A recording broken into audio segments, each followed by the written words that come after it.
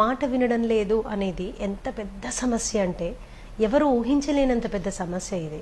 మనము ఎన్నో కోరికలు చంపుకుని తినక మన పొట్ట హాఫ్ ఉన్నా పర్లేదు, మన బిడ్డలు మాత్రం హ్యాపీగా ఉండాలని ముందుకు వెళ్తూ వాళ్ళ చిన్న కోరిక పెద్ద కోరిక ప్రతి కోరిక మన తాహతు ఉన్నా లేకపోయినా శక్తి వంచన లేకుండా ప్రయత్నం చేసి శక్తికి మించి వాళ్ళకి ఈరోజు మనం ఫెసిలిటీస్ ఇస్తున్నాం. అయినా they are not happy with us. అయినా వాళ్ళ కోరికల లిస్ట్ ఆగడం లేదు, ఆ లిస్టు పెరుగుతూనే ఉంది. ఆ లిస్టులో ఇది మా తల్లిదండ్రులు చేయగలరా, వాళ్ళకింత శక్తి ఉందా, వాళ్ళ వల్ల అవుతుందా అనే ఆలోచనకి తావు లేకుండా ఉంది. చాలా వరకు వాళ్ళ కోరికల లిస్టు చాలా స్వార్థపూరితంగా ఉంటుంది. తల్లిదండ్రుల పట్ల కానీ వాళ్ళ శక్తి సామర్థ్యాల పట్ల కానీ కుటుంబ నేపథ్యం పట్ల కానీ జీరో అవగాహన. ఎవరికో ఉంది, నాకు కావాలి, అది మీరే ఇవ్వాలి. ఇవ్వకపోతే అలగడం దగ్గర నుంచి స్టార్ట్ అయ్యి గొడవల దాకా వెళ్ళి కొట్టుకొని తిట్టుకోవడం దాకా వెళ్ళి ఇంట్లో నుంచి వెళ్ళిపోతానని బెదిరింపులు. ఇంకా అన్నిటికంటే వర్స్ట్ ఏంటంటే ఈ మధ్యకాలం వచ్చిన కొత్త జబ్బనాలి, దీన్ని చాలా అసహ్యమైన హేయమైన విషయం ఏంటంటే తల్లిదండ్రుల్ని కూడా ఆత్మహత్య చేసుకుంటానని బెదిరించడం. బెదిరింపులకు వచ్చేసింది. ఎక్కడైతే ఒక బంధం ఉండాలో, ఎక్కడైతే అనుబంధం ఉండాలో, ఎక్కడైతే పాలు నీళ్లులాగా వాళ్ళ ఆలోచన విధానం కలిసిపోవాలో అక్కడ బెదిరింపుకు వచ్చేసింది అనమాట. నువ్వు ఇస్తావా, చస్తావా, చేస్తావా లేదా. లేకపోతే ఇందులో ఎక్కువ శాతం మగపిల్లలు ఈ విధమైనటువంటి బిహేవియర్ చూపిస్తుంటారు. ఆఫ్ లేట్ పట్టణాల్లో చూస్తే కొంత ఆడపిల్లలు కూడా ఇటువంటి ప్రవర్తన మనకు వింత పోకడలు కనిపిస్తుంది చాలా చాలా. ఎందుకంటే వాళ్ళకి కొత్తగా వచ్చినటువంటి ఫ్రీడమ్, కొత్తగా వచ్చినటువంటి నమ్మకం.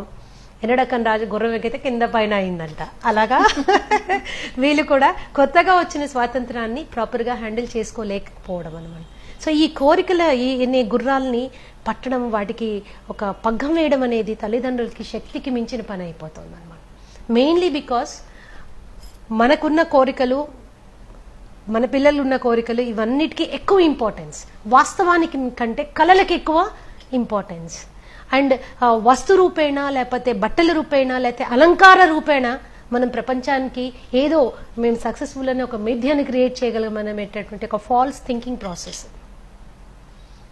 వీటన్నిటి మూలన పిల్లలు ఏంటంటే they are slowly going out of control. రెండో విషయం గమనిస్తే టెక్నాలజీ.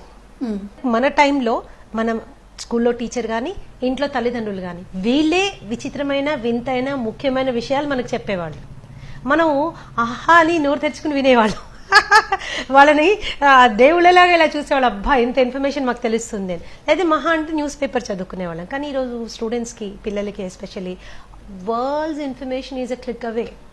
ఒక క్లిక్ కొడితే వాళ్ళకి తల్లిదండ్రులకి తెలియని విషయాలు, టీచర్లకు అవగతం లేని విషయాలు, మన చుట్టుపక్కల వాళ్ళు ఊహించలేని విషయాలు, మనకే చెప్పగలిగిన విషయాలు ఎన్నో దొరుకుతున్నాయి. మనకి మన పిల్లలకి ఎంతో తేడా ఉంది. టెక్నాలజీ గ్యాప్ చాలా ఉంది. మనకు ఒక సెల్ ఫోన్ మనం కొనుక్కుంటే, స్మార్ట్ ఫోన్, అందులో సిమ్ కార్డు పెట్టడం దగ్గర నుంచి ఫెసిలిటీస్ వాడుకోవడానికి మన పిల్లలు హెల్ప్ చేస్తుంటారు. వాళ్ళు టెక్నికలీ దే ఆర్ అడ్వాన్స్డ్ మనకంటే. దాన్ని చూసి మనమంతా మురిసిపోతున్నాం. మన పిల్లలు చూడండి చాలా ఎగ్జాక్ట్లీ. అయితే ఇక్కడ వచ్చింది ఏంటంటే మా అమ్మా నాన్నకి ఏం తెలియదు అనే ఒక భావన కూడా దాని మూలానే. వాళ్ళకి సిస్టమ్స్ కొనడము, సిస్టమ్స్ మీద ఎక్స్ట్రా ఇదన్నీ మంచిది. టెక్నాలజీతో పాటు మనం కూడా ముందుకు వెళ్ళాలి. కానీ దీని వచ్చే సైడ్ ఎఫెక్ట్ ని హ్యాండిల్ చేసుకునేటటువంటి పరిస్థితి మనం దాని గురించి ఆలోచించట్లేదు. కాబట్టి మనకి దాని స్ట్రాటజీస్ కూడా అవగతం కావట్లేదు. ఎట్లాగా ఇంత నాలెడ్జ్ వాళ్ళకి ఎక్స్పోజ్ చేస్తున్నాం, దాన్ని ఎలా కంట్రోల్ చేయాలి? ఇంకా some control point should be with us till the student, the child is capable of thinking on his own. స్వంతగా ఆలోచించి సరైన నిర్ణయం తీసుకునే శక్తి వచ్చేంత వరకు వాళ్ళని ఏ విధంగా మనము.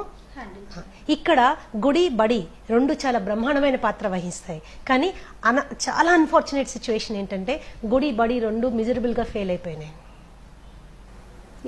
పొద్దున లేయగానే రాత్రి వరకు, సాయంత్రం ట్యూషన్, రాత్రి ట్యూషన్, నాకు ఈ ర్యాంక్ కావాలి, ఆ గ్రేడ్ రావాలి, ఈ మెడల్ రావాలని పిల్లల్ని స్కూళ్ళకి, ట్యూషన్ టీచర్లకు పరిమితం చేస్తున్నాం. వీళ్ళు పుస్తకంలోని విషయాన్ని బ్రెయిన్ లో పోయడం తప్ప మనుషుల మధ్య సంబంధాలు కానీ, బాంధవ్యాలు కానీ, విలువలు కానీ, సమాజం అంటే అవగాహన కానీ ఏమీ లేదు. అలా లేకుండా యంత్రాల సాయంతో, యంత్రాలతో పాటు పెంచుతున్నాం మన పిల్లల్ని. కాబట్టి వాళ్ళకి యంత్రాల మీద ఉన్న మక్కువ మనుషుల మీద ఉండట్లేదు. ఎగ్జాక్ట్లీ. సో ఎవరితో ఎక్కువ ఉంటే ఏమంటారు, ఇంగువ కట్టిన గుడ్డకి ఇంగువ వాసన వస్తుందంటారు. మనం టీవీలతోటి, సిస్టంలతోటి, సెల్ ఫోన్లతోటి, కంప్యూటర్లతోటి, ఇంటర్నెట్ల సాయంతో పెంచుతున్నాం పిల్లల్ని ఈరోజు. మరి వాటి మీద మక్కువ ఉంటుంది కానీ మన మీద ఎందుకు ఉంటుంది? మన మీద ఉండదే ఇంకా అవకాశమే లేదు. మన నిర్ణయానికి ఇంపార్టెన్స్ ఇవ్వాలని ఇంట్రెస్ట్ కూడా లేదు వాళ్ళకి. వాళ్ళకి కావాల్సింది వాళ్ళకి కావాలంతే. ఎందుకంటే వాళ్ళకి ఆకలి వేయకుండా అన్నం పెట్టడం అలవాటు చేశాం. మన కష్టం ఏంటో వాళ్ళకి అవగాహన లేకుండా వాళ్ళని సుఖంలో పెంచుతున్నాం. అన్నిటికంటే చాలా డేంజరస్ థింగ్ ఏంటంటే కేవలం తీసుకోవడం మాత్రమే నేర్పిస్తున్నాం. ఇవ్వడం అనే దాని గురించి చిన్న అవగాహన కూడా క్రియేట్ చేయలేకపోతున్నాం. ఇవ్వడం అంటే ఏంటో తెలియదు వాళ్ళకి. తల్లిదండ్రులకి ప్రేమనివ్వాలి, గౌరవం ఇవ్వాలి, వాళ్ళకి ఆప్యాయతను పంచాలి, వాళ్ళతో టైం ఇవ్వాలి, వాళ్ళ నిర్ణయానికి ఇంతో అంతో ఇంపార్టెన్స్ ఇవ్వాలి. ఇలాంటివన్నీ ఇవ్వడం అనే పట్ల వాళ్ళకి అసలు తెలియదు. వాళ్ళకి అదేంటో కేవలం తీసుకోవడం మాత్రమే తెలుసు.